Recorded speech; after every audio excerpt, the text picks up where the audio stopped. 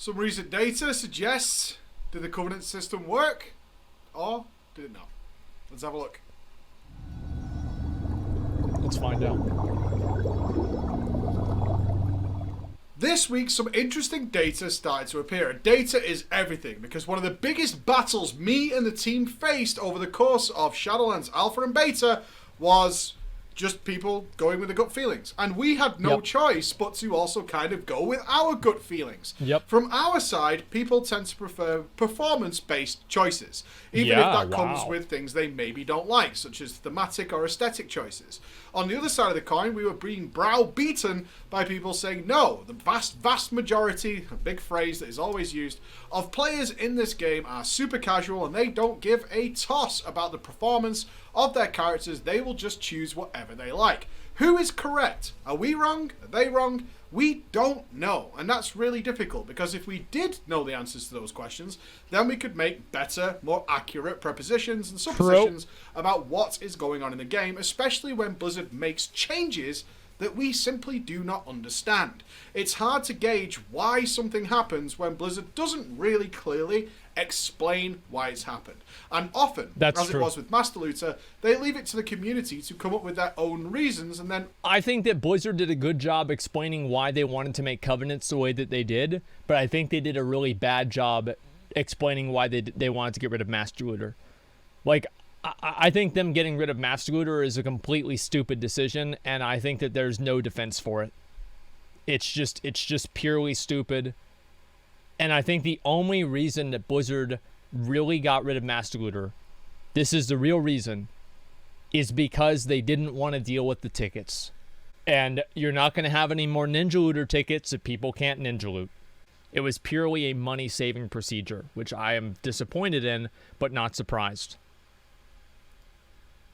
Often the community will go along with that. It was very nasty guild leaders here and there, although we could find no evidence of being a widespread issue. Maybe it is the case, and we end up with this weird place. So, when it came to the Covenants, me and the rest of the team, obviously Raiders more than anything, always lean towards the performance end of the spectrum. If one thing is going to give me a superior advantage, I'm going to take that, although we did argue regularly we would prefer it not to be the case. The whole pull the ripcord. I would like the abilities. I'd also like to try different ones out regularly rather than being tied I'd love to have the Kyrian Spear. I also prefer a significant Covenant. Look at my example. I stood on that stage at BlizzCon as Ian was pronouncing and announcing the wonderful Covenant system, and I immediately said I would never ever go Night Fae. Yet I sit here, my main character is a Night Fae because it is the superior choice in the part of the game that I particularly enjoy. So, when WoWranks.io posted some statistical data on what Covenants and what classes and what specs people had chosen, it was really interesting to see which way did people go. So we do know one thing before we get into this. This is not the entire picture. On the back of this, we have opened dialogue with Raider.io, who are the premier people for pulling this kind of statistical data. And after a very long phone conversation last night with them, we're going to be working with them over the next month to check out certain trends. So there'll be more information on that towards the end of the video. But we'll see what happens. I do think that Covenants do have a problem. Covenants do have a problem with like kind of being imbalanced, and that's going to be something they're going to have to work through all throughout the expansion. But overall, it's not as bad as we thought. Let's look at what happened and what kind of information can we glean from this snapshot of what the player base is currently doing. So at the moment, WoWranks.io shows around 2 million characters. Now we know, after our conversation with Raider.io, there are approximately about 4 million plus level 60 characters outside of China at least who run things a little differently with their data, and it's kind of interesting. We could easily look at, say, one area of this and say people are obviously performance minded over anything else, and a good example of that would be the Shaman. In terms of the Shaman, we can see that Resto and Elemental... What's purple? It's Night Fae? Oh, okay. Oh, and Kyrian's blue? I see. Wow. Yeah, of course people are going to be very performance minded. It just makes sense. Who use Primordial Wave as their best spell. 50%. But 50% of all shamans chose Necrolord, so they could use the Primordial Wave. It's not thematic towards shaman. There's no big pull towards being a shaman Necrolord, yet it is clearly the way to go. However, if you play Enhancement, Primordial Wave isn't particularly good for you. A big issue that we pointed out early in the alpha is that the Covenants are not equal across the board when it comes to your spec. And we could see that 35% of all Shamans, mainly Enhancement Shamans, chose Venthea. Yep. Venthea's Chain Harvest works particularly well for Enhancement Shamans. So that makes sense if we look at just the Shaman players, that they went primarily with what was performance-based. But that's bad. That's bad statistical reading. I am under no illusion that's the case. And well, you can't really correlate this to knowing why they made the decision of one thing or another. Like, for example, you look at this, and what does this really mean? It doesn't mean that all Shamans really wanted to go Maldraxxus or whatever. There could be other reasons that they made these decisions, but all other things being assumed equal, it would kind of make sense that they would pick whatever is going to make them do most damage. Yeah, of course. Chain Harvest hits for 15k on Enhance.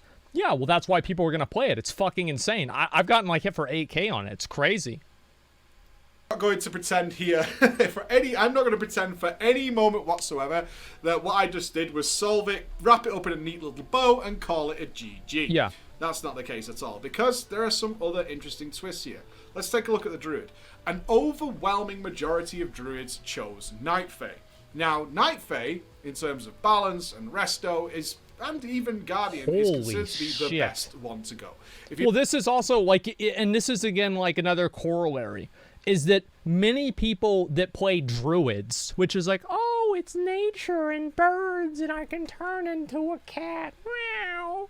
You know, these kinds of things, most of those people are going to probably pick Night Fae because it's an overlap of a class fantasy.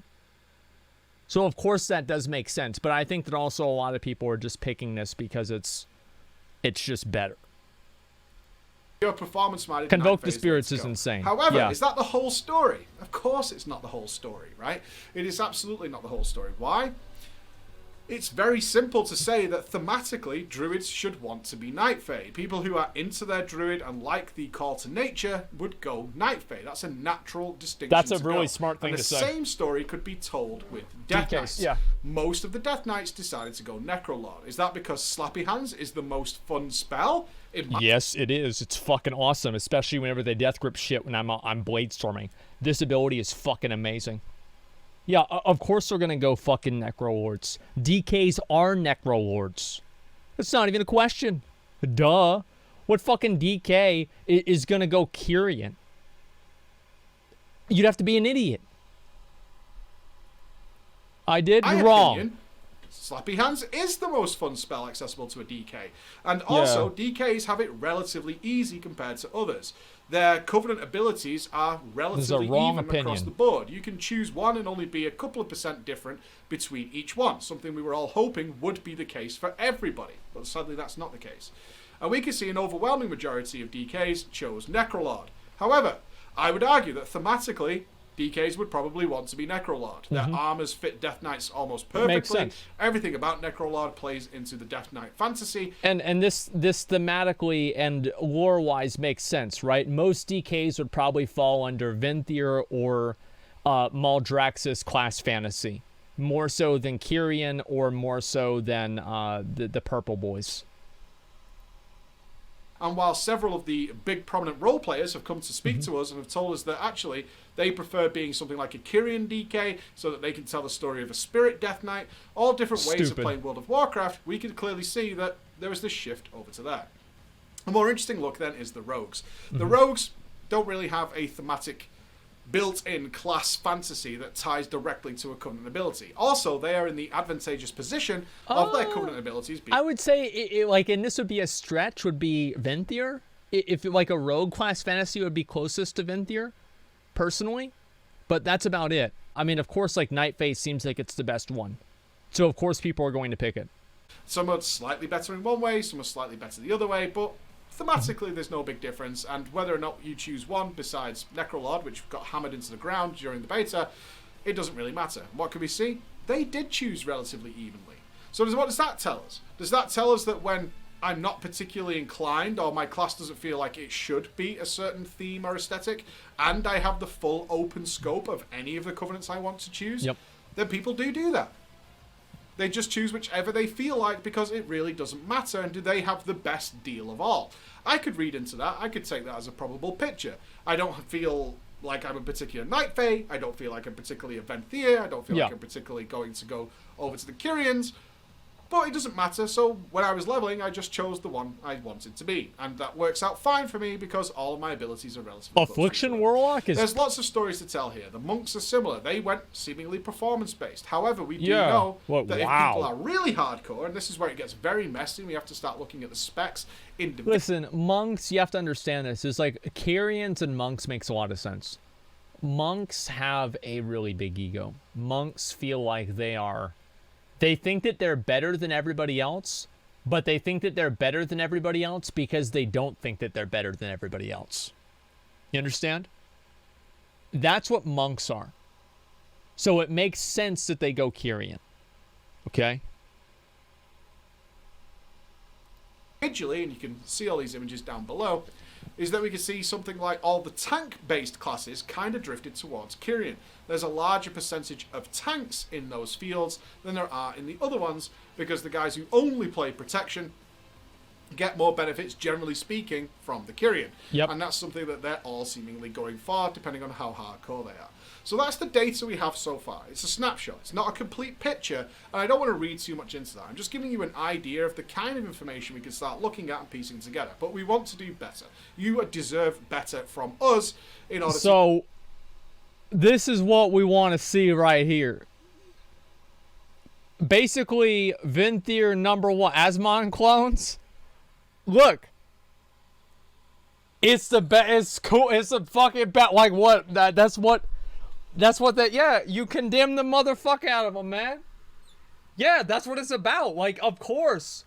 You condemn, and then you condemn, and then you condemn, and then you condemn. Yes, Kyrian is better in most situations, but if you want to hit one fucking button and do a lot of damage and just beat the shit out of somebody and charge at them in combat and PvP, you go fucking Venthyr. It looks cooler. Kyrian, you look like a bitch. Like, yeah, 100% you're gonna go Venthyr. 100 fucking percent. It's the coolest one, and it does a lot of fucking damage. The Kyrian's for pussies. Figure this stuff out. So, what are we going to do? Well, as I said, we spoke to Raider.io. And in a long conversation with them, we found out a lot of things that we can do with a lot of the data that they get, particularly over Mythic Plus week. So this is what we're going to do. It's something you should look forward to over the next few weeks here and long term. We're going to take a look at a snapshot of the entire player base, again, outside of China, because China do things a little bit differently with their API, and see, first of all, how many characters actually bothered to do Mythic Plus? Wow. Do we see an overwhelming amount of characters who don't take part in Mythic Plus? Perhaps they only capped characters to see the story. That's a lot of perpy boys. You from seeing the entire story. Or did a lot of people take part in at least Mythic Plus 2 in order to get something out of the Great Vault later on, even if it was on obscure characters? And remember, we're dealing with characters here. We can't figure out players. So while I say there are 4 million plus level 60 characters right now, there'll be people like Flex from... Wait, there's 4 million people that are already level 60? Holy shit. Characters? I understand that. There's 2 level 60s, but I think that there's a lot of people that haven't hit 60 yet. Like, I would even say that the majority of players might not even have hit 60 yet that will play the game. Like, there are some people that play like maybe 2 hours or 4 hours a week. You don't know you don't know who they are. Most people in my guild play an hour a day. And chat doesn't understand. Yeah, I know they don't get it. Like, most people don't get it because it's like, you never seen one of these people. It's like a unicorn, you know what I mean? But instead of it being like a cool unicorn, it's like just a unicorn that has like a real life and like a girlfriend or some shit. It's actually kind of fucking boring. Who has like 8 mages, and there'll also be several people who I know in my audience who haven't capped yet because their work life doesn't permit them to have that kind of time. So, does it even out? We still have some multi-boxes running around. It's hard to say. But what we do know is what people do with those characters. Are people just capping alts for the sake of capping alts? Are they doing it for some other reason? Or are people actually taking part? One of the big things I got accused of during the alpha and beta of the Shadowlands, and of course in BFA, most people don't even do Mythic Plus. Most people never see the inside of a Mythic Plus dungeon. Is that true? I want to know. I want to know if that's true. most people was like, it's such a broad statement, because of course whenever you say most people, like there's a ton of people who don't do anything but world quest and maybe they do a random BG. There are a lot of people that will never do something that will require them to interact with another player. That's basically what it is. Interact, like to initiate an interaction with another player. Like that's just the reality. And the game shouldn't be built around them, but they have content for them. Like world quests, random BGs, that kind of stuff. That you can always go do that. My mom's like this, right? So I understand this, but at the same time, I would say probably like, I'd say like 40, 50% of players, 40, 50, 60%, either way. I think that's probably accurate. It's hard to guess. Like I'm just randomly making a guess. Poll? Well, no. Like you can't have a poll here. Like the feedback loop for this is completely different. For example, if we're doing a poll right now of people that are watching a WoW stream, like for one, you have to be a fucking nerd to watch a WoW stream. Like that's number one. Let's just get that one out of the fucking way. Like a WoW stream, what is this? Like what does he do? Like just like does farms the mount? Like what the fuck? Like yeah, it's like not the really same thing. So you're fucking nerd, number one. And people that are watching WoW streams are, by the definition of them consuming third-party content of the game, invested players. So it would make more sense that more invested players would spend more time doing more activities in the game that highly reward you in the game. Like, it's just makes sense. I want to know if that's true, because that can make my content better, I can target it better, and perhaps I can dispense with some of my presuppositions about what players do. My tendency is that people prefer the red laser over the blue laser if their blue laser is the favourite colour, but the red laser does 1 more damage. Ooh. I tend to think gamers drift towards the red laser, even if it goes against what they would personally prefer to have, because it does more. That's how I feel about gaming. That's how I've always felt about gaming, and I think that's how a lot of people feel about gaming. But people, like, the reason, so basically there's a lot of ways that you can determine that and figure out, like, if people are going to play for aesthetic or play for their own enjoyment versus play for effectiveness and play for optimization. So for example, in a single player game, the playing for optimization factor drops significantly because there's not really a reason that you need to play for optimization in the same way. It's like in Witcher 3, you don't need to figure out the best and most super fucking efficient way to be able to do the content because you have difficulty scalers and the combat and the content just isn't really that hard.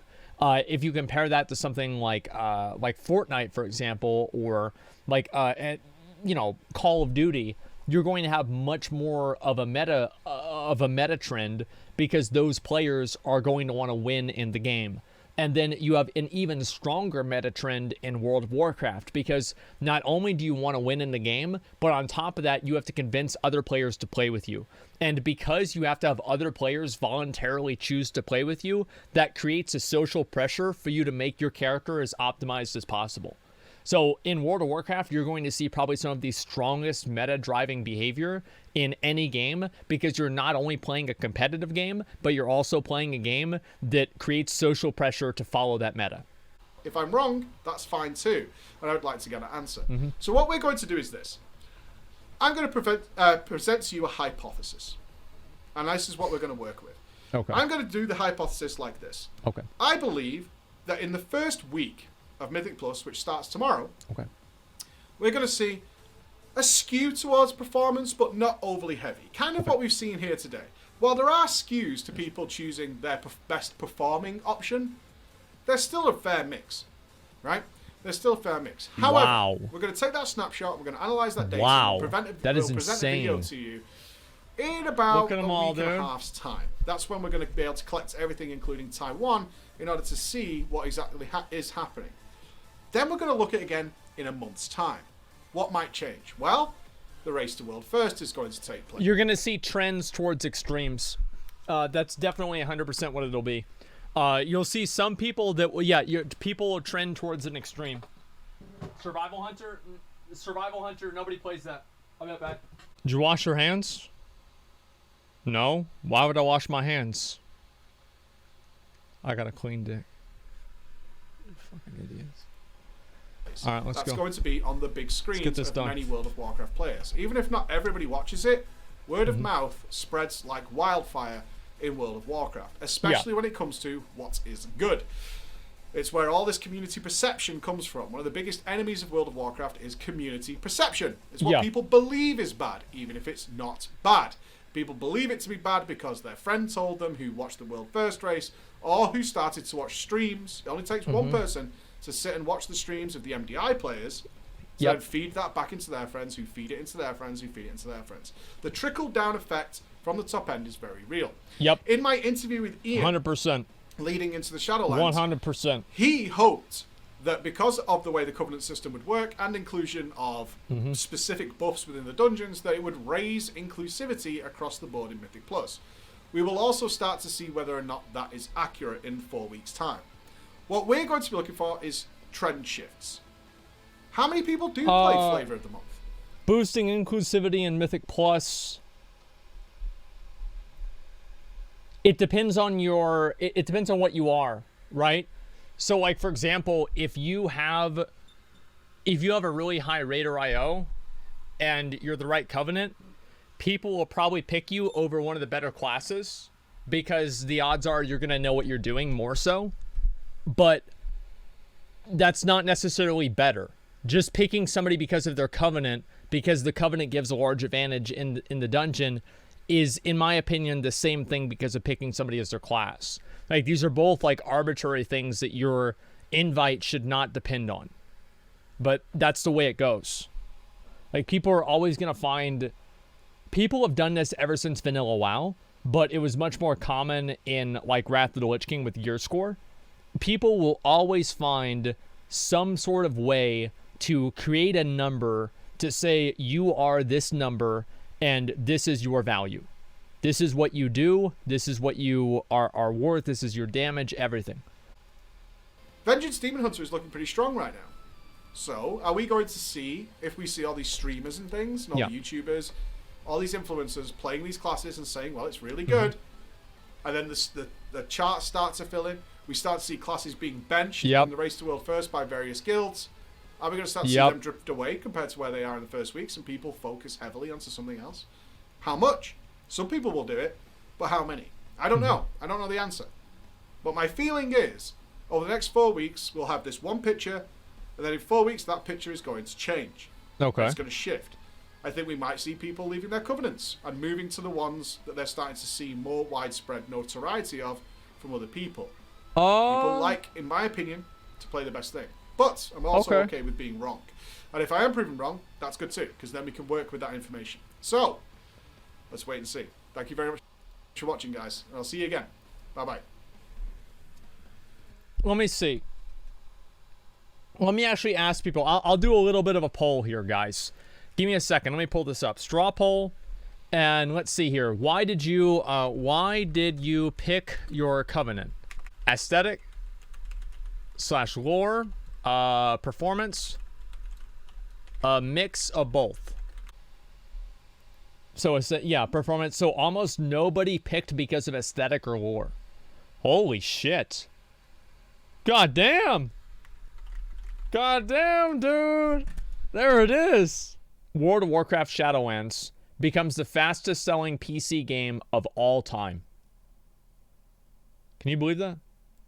Activision Blizzard announced in a press release that World of Warcraft Shadowlands has become the fastest selling PC game of all time. By day one launch on November 23rd, the expansion had sold over 3.7 million copies, breaking the previous record set by Diablo 3 at 3.5 million and 3.3 million for Legion, while claiming player engagement in World of Warcraft is at the highest point in the last decade.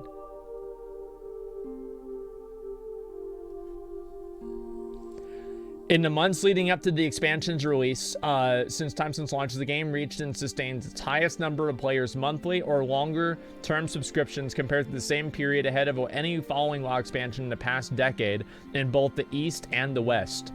Players have spent more time in Azeroth year-to-date than any of the same time period in the last 10 years. In addition, total player time in-game this year to date has nearly doubled compared to the same period last year. Wow. Fucking wow. I think anybody that plays Shadowlands or has played Shadowlands is not surprised about this at all. It's very clear. The expansion is a massive improvement from BFA. I think that overall, how would you compare, McConnell, Shadowlands to Legion? To Legion? Yeah. That's hard to say because, like, how do you top like in terms of enjoyment? Is that what you're talking about? Overall, how are you gonna top getting an Ashbringer? You know what I mean? That's hard to do, but I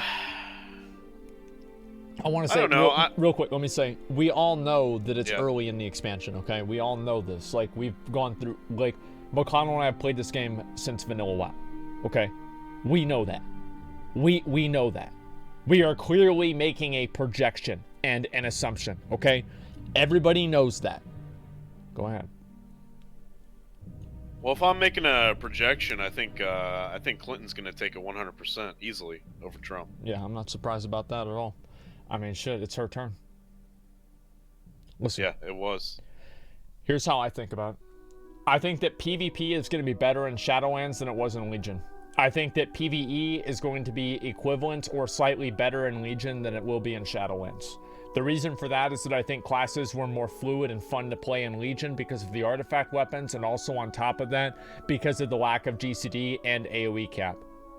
I think PvP will be better in Shadowlands than it was in Legion. PvP no longer has any scaling. Damage is more circumstantial around the abilities that you press and not random procs. And I think in general the pacing of the game is much better now than it was in Legion. Easily. Like, there's no way that they could make PvP any worse than it was in BFA. There's no way. It was the top tier worst it's ever been, ever, in BFA.